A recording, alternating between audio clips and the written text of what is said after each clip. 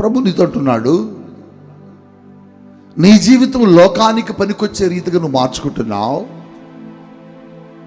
నీ జీవితం లోకంలో ఎలా ఉండాలో, లోకంలో ఎలా పని చేయాలో, ఎలా పనికి రావాలో దాన్ని లోకానికి అనుకూలంగా మార్చుకుంటున్నావు. కానీ నువ్వు దేవునికి పనికొచ్చే రీతిగా నువ్వు మారలేకపోతున్నావు. నువ్వు లోకానికి పనికొస్తున్నావు. నిన్ను చూసిన వారు లోకస్తులు అందరూ పొగుడుతున్నారు. నిన్ను చూసిన వారు లోకస్తులు అందరూ గణపరుస్తున్నారు. నువ్వు లోకానికి ఎలా కావాలో, ఎలా పనికొస్తే బాగుంటుందో, నువ్వెలా సిద్ధపడితే బాగుంటుందో, నువ్వెలా తయారైతే బాగుంటుందో నువ్వు గమనించి నువ్వు లోకానికి పనికొచ్చేలా తయారవుతున్నావు. నువ్వు లోకానికి పనికొచ్చేలా తయారైతే నువ్వు దేవునికి పనికిరావు.